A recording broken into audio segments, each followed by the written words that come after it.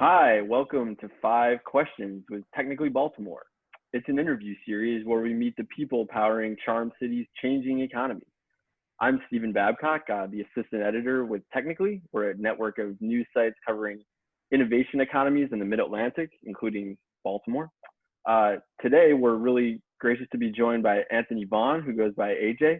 He's a three-time founder, startup advisor, and executive who is obsessed with all things entrepreneurship and employee experience. AJ is currently building the E1B2 Collective, a holding company and collective designed to make substantial impacts with small businesses and startups, people pros, and young professionals. AJ, thanks so much for joining us today. I really appreciate it. You did a great job reading that bio. Appreciate that. Yeah, definitely. Well, we connected a little while ago, and really fortunate to have you on here to get a chance to learn more about your story. And as you were saying, kind of when we had initially met, the path for you to the world of HR and entrepreneurship, wasn't necessarily typical. So I was wondering what led you to start the E1B2 Collective? Could you tell us a little bit about that path? Yeah, so a long time ago, I decided to start a business. It was a year-round football academy that inevitably had some success. There were a few partnerships with Under Armour. There were a couple of the partnerships with some high-level, executives within the sports space, as well as a lot of, high-level football agility type coaches and influencers. And inevitably, one of my my main guys wanted to talk about a partnership, and I declined that. Now, I declined that really due to ego, not anything to do with the structure of the business and what I was inevitably looking to build. He was honestly connected to every single piece of the business. He was connected to the Under Armour contract that we had. He was connected to all the contracts that we were inevitably going to be getting with a lot of the schools and a lot of the things that we were trying to build. And when I declined that, he decided to walk away from the business. He is now behind the scenes doing a lot of great things in this industry, far beyond I could have ever imagined. But then for me, the business ended 4 months later.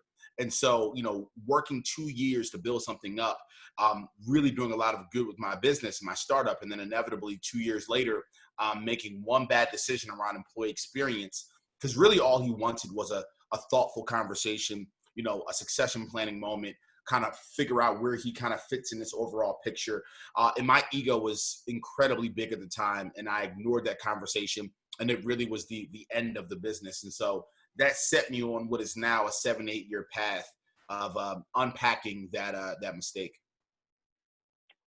Yeah. So, and how are you? And when you think about how you're applying that lesson now, what really comes through in A, how you're building a collective, and B, yeah, could you just tell us a little bit about the kind of structure of E1B2 Collective and how you're going to make that impact?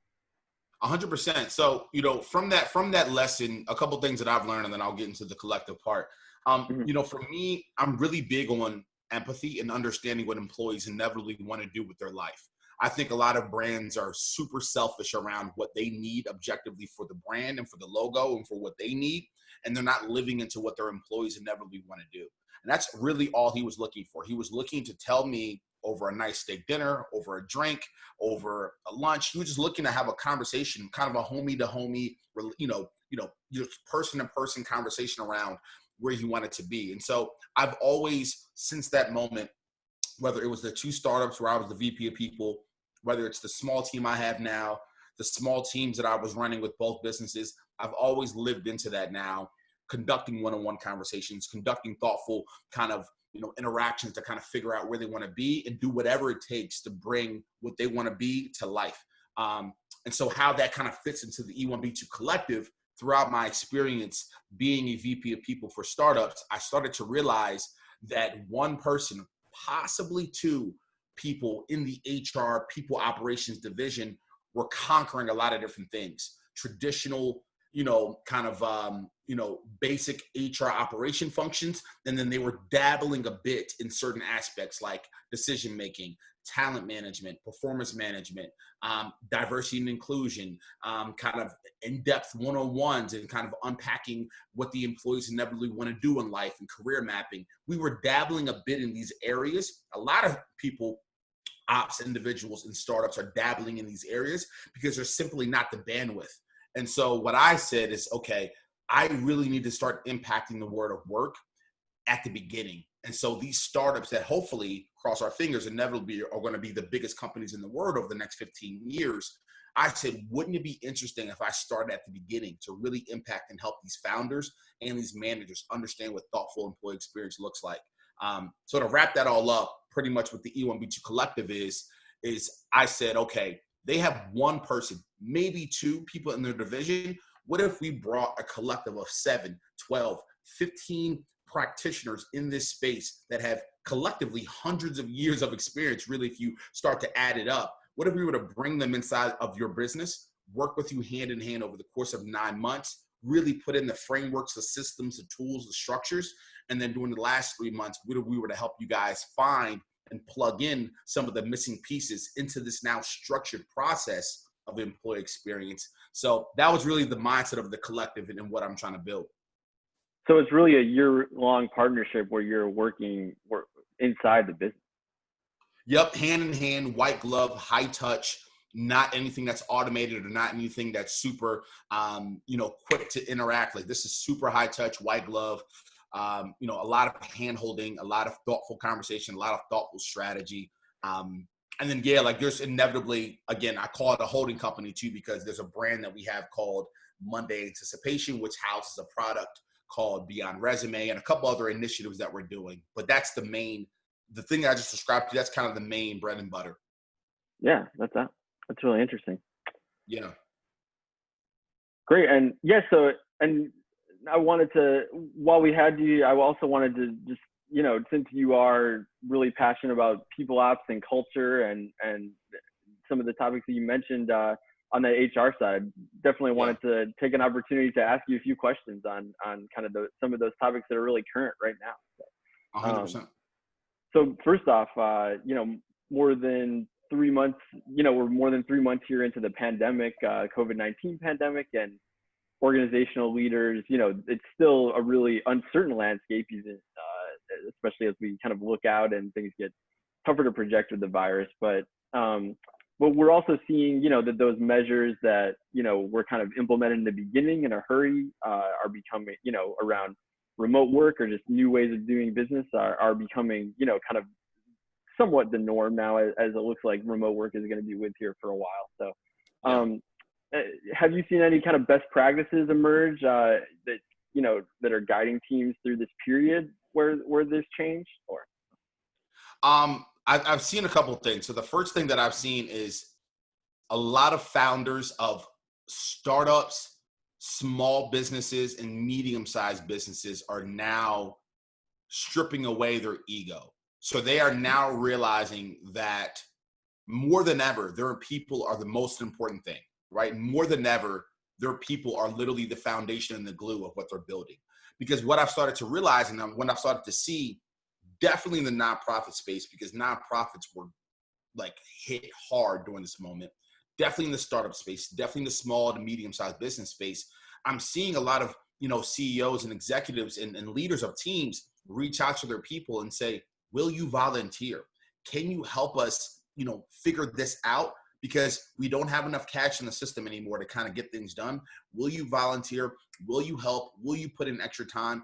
That's what I'm seeing. So for me, when I see that, I see them stripping away ego, right? Because before, number one, that question never would have been asked. Number two, when you're asking that question for someone to volunteer, you're diving more into empathy, right? So it's a little bit more on the employee's terms. It's a little bit more of the brand now finally saying, wow, if without these people volunteering, we don't have a business at a very literal level. Without these people volunteering, without some people willing to take a pay cut, we don't have a business at a very literal level. And so ego has been stripped away pretty much overnight for a lot of, I would say, 50 to 60% of the businesses that I'm even interacting with and I'm seeing on a macro level.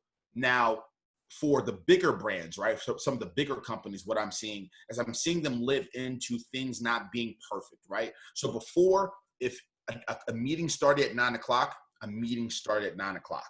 If you said, I want to take my son or daughter to the doctors, or I want to take my son, or I just want to spend the evening having, a dinner with my daughter, and then I'll get back to work later, that was not an option. You were late for dinner. What we're realizing now is now that we're doing things over video, and now that things are kind of just up in the air and people have more responsibilities with health and caring about family, there's this sense of empathy. There's this sense of reality that's being set in now with executives, where they're saying, you know what? It is okay if Karen takes a 2-hour break to go have dinner with their family, make sure their son or their daughter, their family members are okay, and then get back to work later on throughout the evening, as long as the deliverable is met. It is okay. Things don't have to be so robotic and so structured and so perfect. So that's another thing that I'm seeing. Yeah, I think we're seeing, that's really interesting how, they kind of, it's shaping the whole day as a kind of, and restructuring that. So I also wanted to. I'm sorry. I was going to say, if I can say one more thing. Yeah. The bad. I never, it's my responsibility to suffocate the bad. So let me tell you one bad thing that I'm seeing. Okay. I'm actually seeing the reverse now. So I'm seeing insecure, and I want you to get this in the article too. This is important. Insecure, not self-aware, rude. Let me be politically correct. Rude leaders that are doubling down on their micromanagement behaviors. So now that they can't see you physically, brother, there are like companies coming out here where there are like algorithms and systems and videos that are all structured around the time you send out an email, how long you actually are getting FaceTime with the computer, what sites you're going on. I don't even know how this is legal. Like, this is completely crazy. This is shutting down all employee engagement.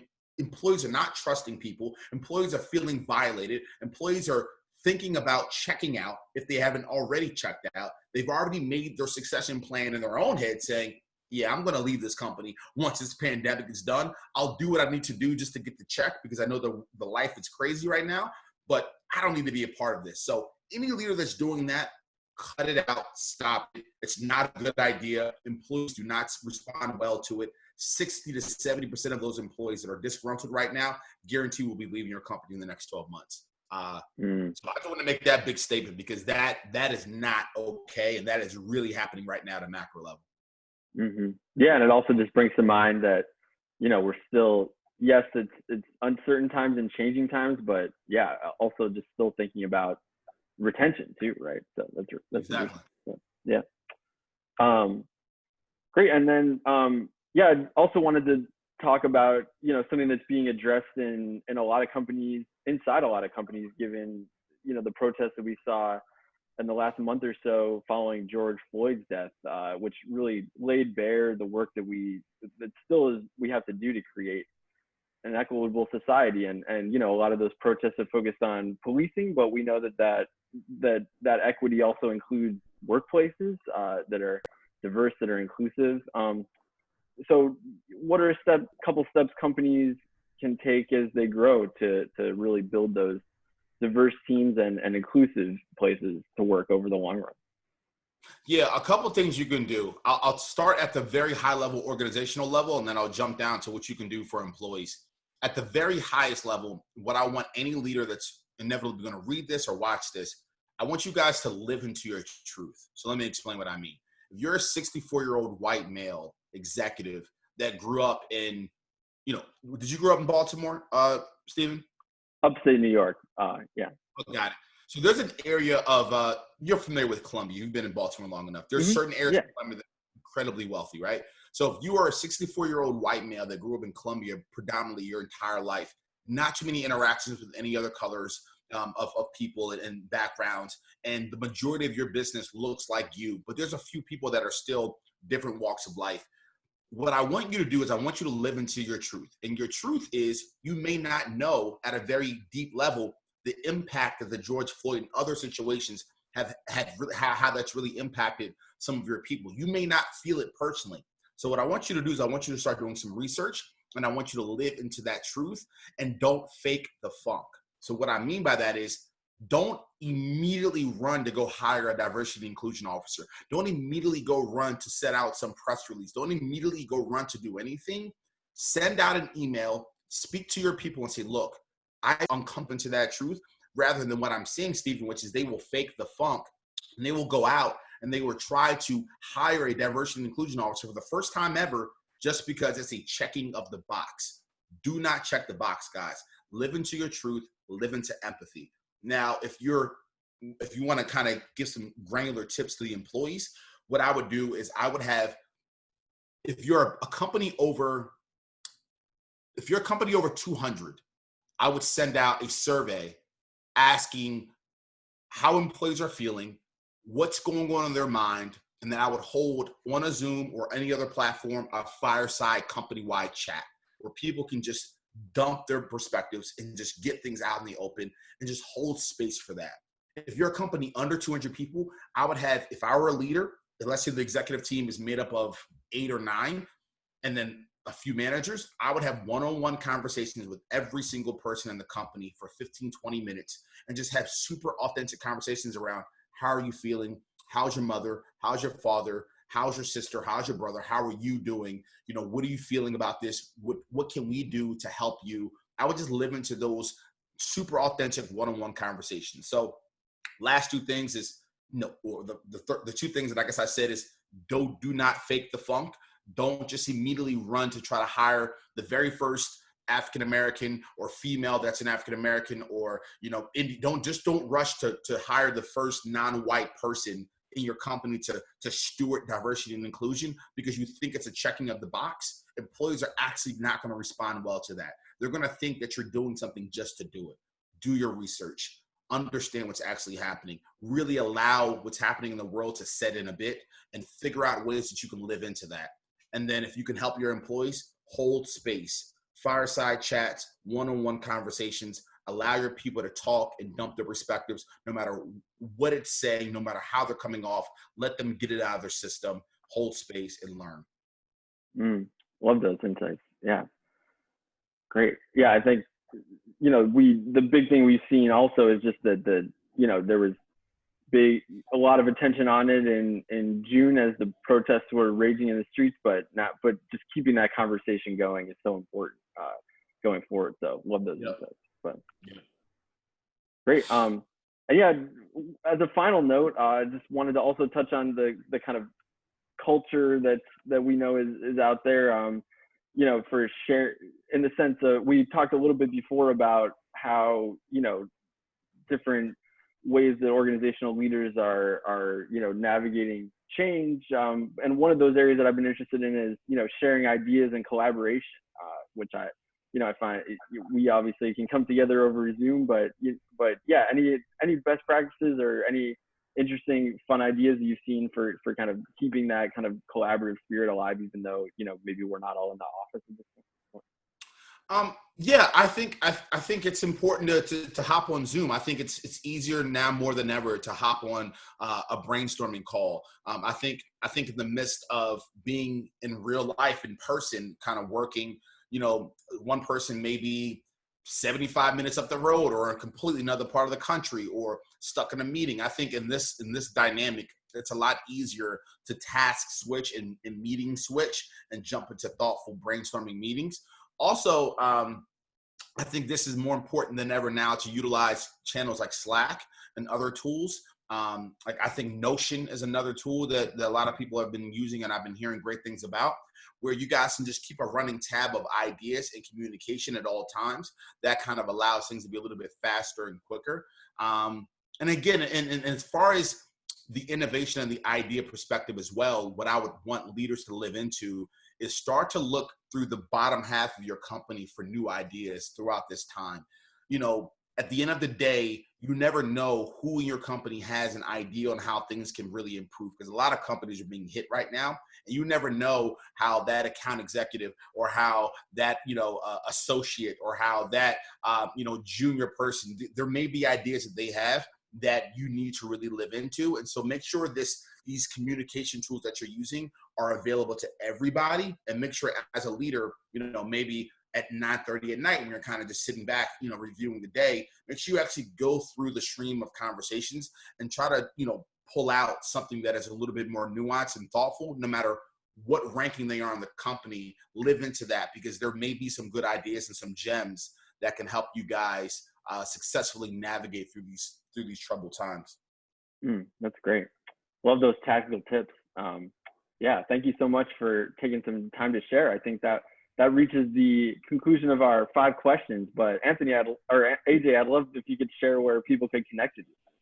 Yeah, 100%. I'm all over LinkedIn. My name is Anthony, and then Vaughan, Vaughan. I'm on Twitter as well at E1B2 Don't ask me about the 10. It was the only thing that was available. I also am the host of the E1B2 podcast. That's on all platforms. I'm also the host of the Monday Anticipation podcast. That is on Spotify and Anchor. And as far as the E1B2 Collective, just to put a bow in it, if I can, if you are a startup or a small business, so startup, obviously a lot of tech startups out here, and other that's another thing too. Like, a startup technically is not just a tech startup; it's any startup, right, in that beginning stage. Or if you're a small business, let's call it 75 people or under. If you are realizing that your VP of people or your HR person is trying to get things off the ground, but they need help, they need opportunities, they need a structure, or maybe you don't even have a VP of people, which in most cases you don't. You have just something of a traditional HR person helping some things out. Very soon here, within the next 90 days, we will be able to kind of help you guys come in, build that out over a 9-month period of time, and really help you guys operationalize and understand what thoughtful employee experience looks like. Employee experience for me is the second most important thing in a business.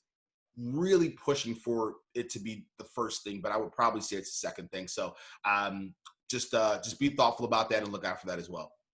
Great. Yeah. After all, companies are made up of people, right? So. Yeah, 100%. Great. Well, thank you so much for your time and for joining us today, AJ. And this has been 5 Questions with Technically. See everyone soon.